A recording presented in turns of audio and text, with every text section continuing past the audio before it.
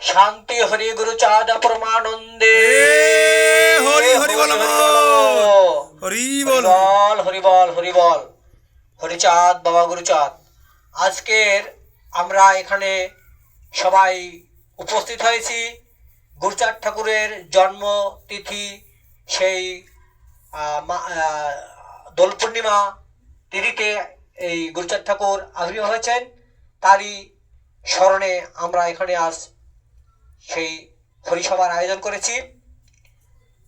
গুরুচাঁদ ঠাকুরের লীলা কথা বলে শেষ করা যাবে না, তবে সংক্ষেপে বলি, গুরুচাঁদ ঠাকুর যে শিক্ষার আলো আমাদের দিয়েছেন, হরি বল হরি বল। সেই শিক্ষার ক্ষেত্রে তিনি অনেক স্কুল প্রতিষ্ঠা করেছেন, যে স্কুল আমাদের এই সনাতন ধর্মের মধ্যে একেবারে স্কুল ছিলই না, লেখাপড়া ছিল না।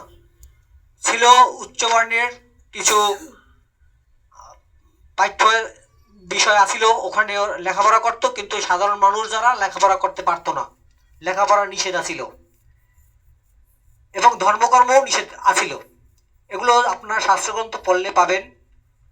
যখন গুরুচাঁদ ঠাকুরের কাছে ভক্তরা আসতো, গুরুচাঁদ ঠাকুরকে তার বাড়িতে আমন্ত্রণ জানাতো নেবার জন্য, তখন গুরুচাঁদ ঠাকুর বলতেন যে আগে তোমার ছেলেকে স্কুলে ভর্তি করো, লেখাপড়া করো, শিখাও, তারপর তোমার ছেলে শিক্ষিত হলে আমি যাব। আমাকে নিয়ে তুমি যে টাকা অর্থ ব্যয় করবা, সেই টাকা দিয়ে তোমার ছেলে মেয়েকে শিক্ষা দাও, শিক্ষিত করো। যখন তারা শিক্ষিত হয়েছে, তারপর তার বাড়িতে গুরুচাঁদ ঠাকুর গেছেন, এর আগে যায়নি। এইভাবে তিনি আমাদের শিক্ষার জন্য আন্দোলন করেছেন, শিক্ষার জন্য আমাদের সেই জ্ঞান তিনি দিয়েছেন। আজকের সবার আগে যে স্কুলটি, সেই ওরাকান্দি মিট সাহেব স্কুল প্রথম তৈরি হয়েছে, বালিকা বিদ্যালয় প্রথম তৈরি হয়েছে গুরুচাঁদ ঠাকুরের থেকেই। এরপরে আমরা এই শিক্ষার আলো পেয়েছি। আজকের আমাদের সনাতন ধর্মের স্কুল কলেজ, যে জায়গায় যাবে সনাতন ধর্মের মানুষ, অনেক মাস্টার রয়েছে, শিক্ষিত মানুষ রয়েছে, শিক্ষকতা করাচ্ছে শুধুমাত্র গুরুচাঁদ ঠাকুরের অবদানের কারণেই। আপনাদের যদি বিষয়টা বিশ্বাস না হয়, আজ থেকে 150 বছর পূর্বের ইতিহাসটা একটু জানবেন, তাহলে আপনাদের কাছে সব কিছু ক্লিয়ার হয়ে যাবে। আমরা গুরুচাঁদ ঠাকুরের কথা বলে শেষ করতে পারবো না।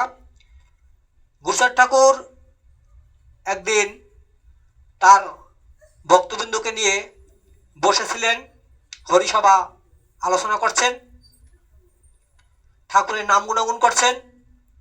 এমন সময় এক ভক্ত মা, নাম হরিদাসী, তার কোনো ছেলে সন্তান হয় না।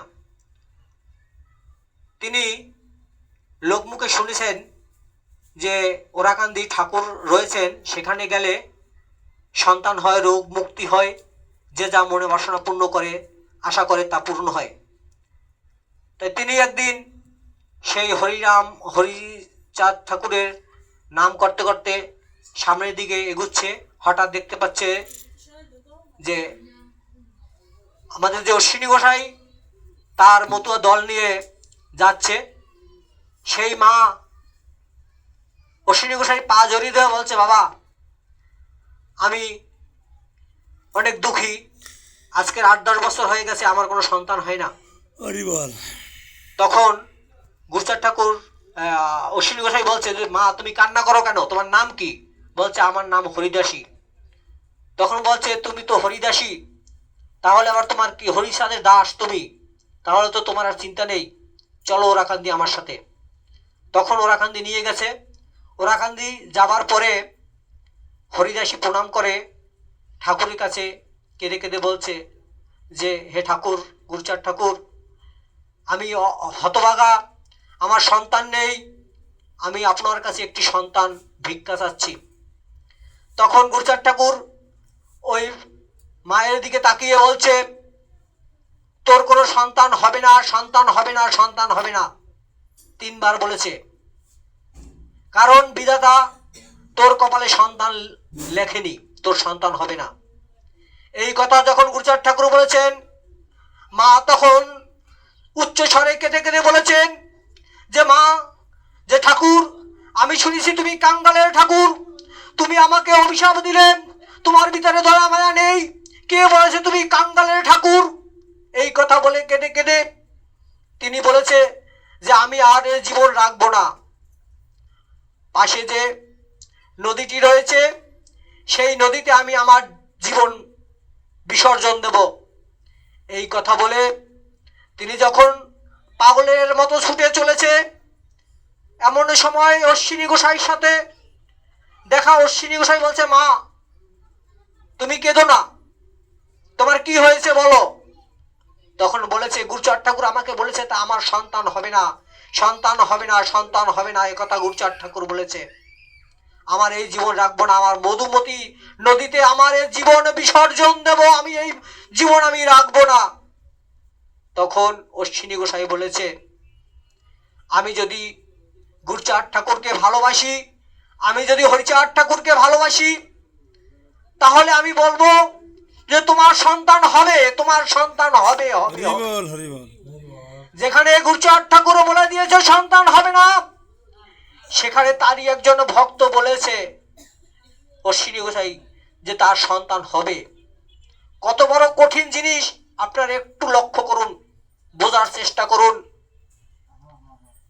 এই কথা বলে অশ্বিনী গোসাই বলেছে যে তুমি বাড়ি যাও, আগামী বছর এই দোল পূর্ণিমার দিনে তুমি তোমার সন্তান নিয়ে গুরুচাঁদ ঠাকুরের কাছে আসবে। এই কথা যখন বলেছে, এরপর ওই মা বাড়িতে চলে যায়। 1 বছর পরে তার একটি ফুটফুটে ছেলে সন্তান হয়। হরি বল, হরি বল।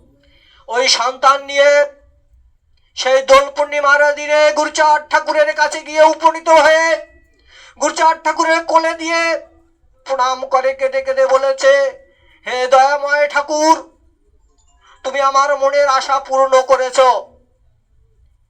এই কথা যখন বলে গুরুচাঁদ ঠাকুরকে প্রণাম করছে, গুরুচাঁদ ঠাকুর বলেছে, কে তুই মা? তুই হরিদাসী না? তুই বন্দা সেই হরিদাসী না? তোর না সন্তান হবে না আমি বলেছি, তোর সন্তান কিভাবে হলো? তখন বলেছে, বাবা, অশ্বিনী গোসাই আমাকে বলেছে তোর সন্তান হবে, তাই আমি আজ এই সন্তান নিয়ে আপনার কাছে এসেছি। তখন গুরুচাঁদ ঠাকুর গম্ভীর কণ্ঠে বলেছেন, অশ্বিনী, অশ্বিনী, অশ্বিনী। এইভাবে যখন ডাক দিয়েছে, অশ্বিনী গোসাই সবার পিছনে ছিল। সে হাত জোর করে করজোরে গিয়ে গুরুচাঁদ ঠাকুরের কাছে দাঁড়িয়ে গুরুচাঁদ ঠাকুরকে প্রণাম করেছে। তখন গুরুচাঁদ ঠাকুর বলেছে, অশ্বিনী, আমি যেখানে বলেছি ওর সন্তান হবে না, তুই কি করে তাকে সন্তান দিলি? কিভাবে তার সন্তান হলো?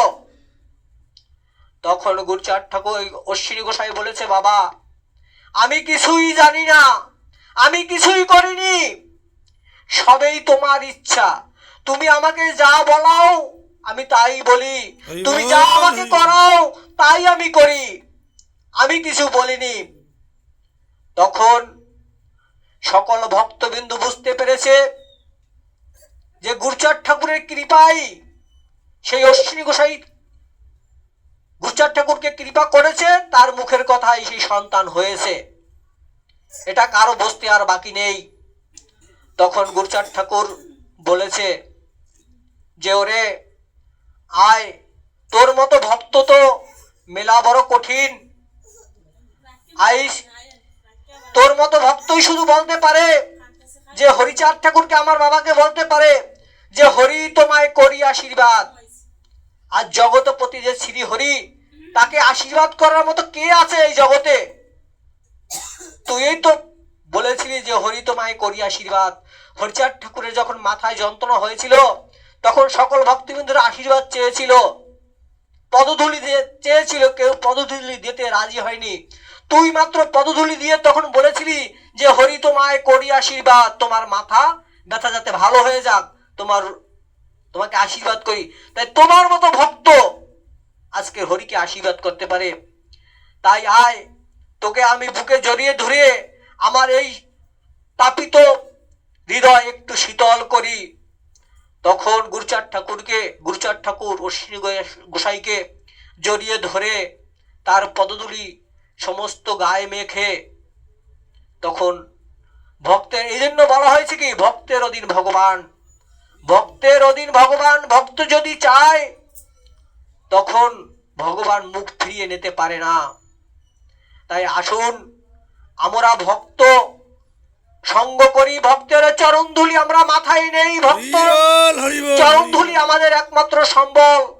ভক্তের অধীন ভগবান, ভগবানকে আমরা দেখিনি কিন্তু ভক্ত আমরা দেখতে পাই, ভক্ত সঙ্গ করলে ভক্ত আমরা পাই।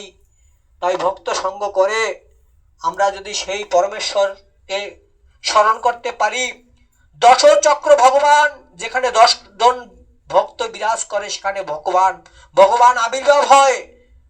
আমাদের এখানে আজকের ভগবান আবির্ভূত আছে, এতে একটু মাত্র সন্দেহ আমাদের নেই। তাই আমরা সকল ভক্তের চরণধুলি মাথায় নিয়ে হরি গুরু চাঁদের নাম আমরা যেন দিকে দিকে প্রচার করতে পারি। হরিচাঁদ গুরুচাঁদ প্রমাণ